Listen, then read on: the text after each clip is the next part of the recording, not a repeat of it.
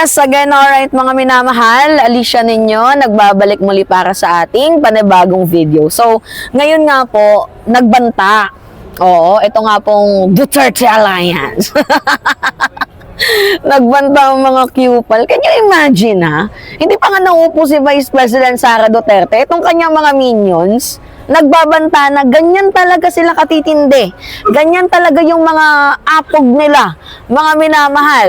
'Di ba na parang kala mo hawak nila yung batas. Ano naman kung pumirma ang mga taga Cebu na mga governor sa impeachment complaint laban kay Vice President Sara Duterte, kung pumirma, ipapategi ninyo?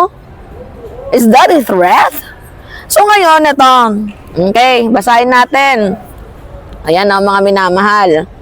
Sabi dyan, nagbabala ang Cebu Alliance for Duterte 2028 laban sa mga kongresista ng Cebu na pipirma at susuporta sa impeachment laban kay Vice President Sara Duterte. Sa press conference ngayong Martes, 17, iginiit ng grupo na gagawin nila ang lahat upang hindi muling maiboto ang sino mang mambabatas na ituturing nilang traidor sa vice-presidente. So ngayon, kapag bumoto ang isang kongresista ng impeach kay Vice President Sara Duterte, ipinapangako daw ng mga taga-Cebuano na hindi na daw pumuling makakaupo sa pwesto kung sino mang tao, 'di ba? Ang pumirma, kung sino mang governor ang pumirma dito nga po sa impeachment complaint laban nga po dito kay Vice President Sara Duterte. Alam naman po ninyo, 'di ba mga minamahal, na nakapasa na po sa sufficient in form, na nakapasa na sa sufficient in substance, tapos nakitaan na din po ng probable cause. Kasi meron yan layer 'di ba? Sufficient in form, sufficient in substance, determination of probable cause, plenary vote sa House, transmittal sa Senado, and impeachment trial, and yung final vote which is yung 2/3 votes. So, after po ng sufficient in substance, nandito na po tayo mga minamahal sa determination of probable cause. Ano ba yung determination of probable cause? So, pagkatapos sabihin, 'di ba, ng Committee on Justice na sufficient in form or sufficient in substance, susuriin naman po ng House Justice Committee kung meron nga pong probable cause. So, ibig sabihin, kung meron pong sapat na ebidensya na posibleng nagawa ng impeachable offense, 'di ba, kay Vice President Sara Duterte. So, magkakaroon po yan mga minamahal ng committee vote. 'Di ba? So, kapag walang probable cause, pwedeng i-dismiss. At kapag may probable cause naman, abay gagawa na sila ng article of impeachment. Ngayon, pinapasagot nga, 'di ba, itong si Sara Duterte. Ano yung ginawa? Hindi sumagot.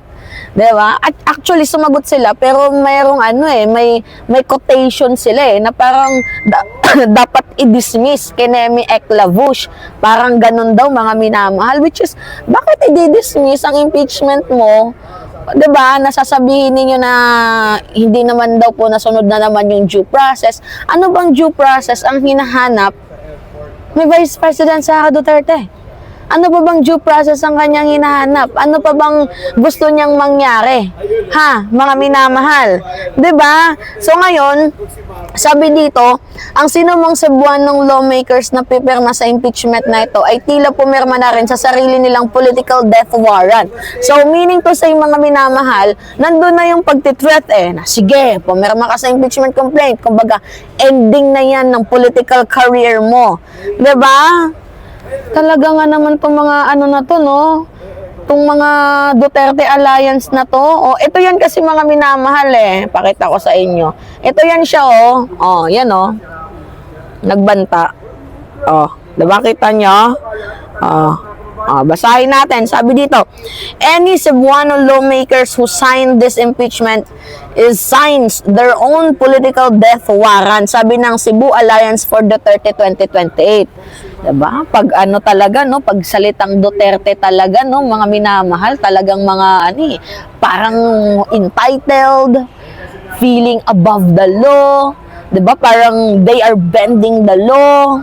Nakakaloka. Is that a threat? So kung ganyan lang din naman ang mangyayari na hindi pa nga nakaupo itong si Sara Duterte, meron na tayong tinatawag na mga threat na yan, what if talagang ituloy na lang ito nga pong impeachment complaint laban nga po dito kay Vice President Sara Duterte. And hindi niya naman kailangang matakot in the first place, manakot.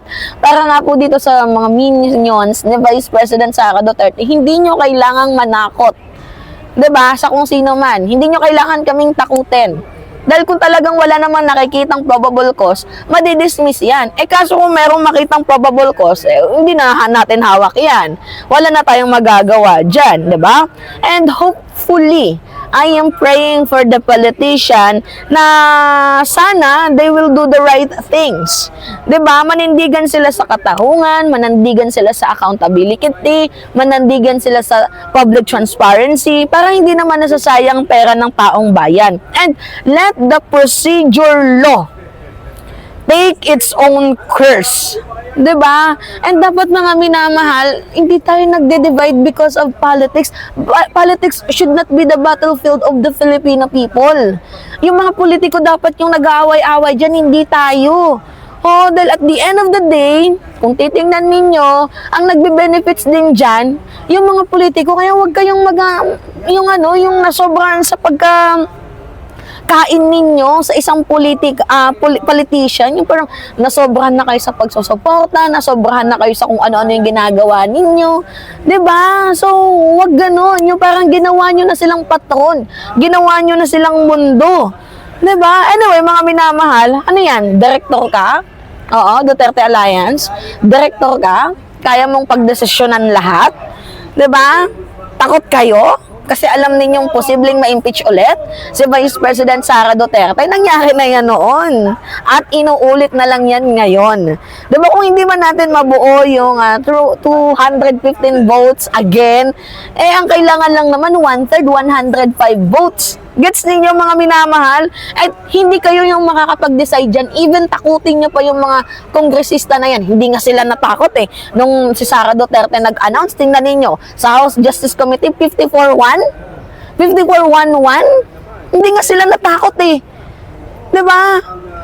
Ano magiging boses ninyo sa pananakot? Baka kayong balikan ng mga kongresista pagka na-impeach itong si Sara Duterte. Diba?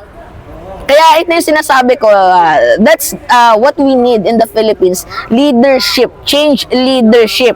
'Di ba na yung mga political tribal war, nakakasawa na kasi mga minamahal yung awayan sa politika. Kailangan baguhin na natin. Ito nga pong tinatawag na political tribal war. 'Di ba? Sana mamuhay ang mga Pilipino ng matiwasay. At mamumuhay ang Pilipino ng matiwasay kung mawawala yung mga corrupt at mga walang tawag dito, utang na loob sa mamamayang Pilipino. 'Di ba? Takutan na yung nangyayari ngayon sa Cebu, no? Mga minamahal, parang kulto yung galawan, no? Ngayon, ano yung masasabi nyo dito? Bloodbath daw. May bloodbath ba na ganon? Anyway, it's me again, Alicia ninyo. Nagbabalik muli para sa ating panibagong video. Maraming salamat at ingat, mga kababayan.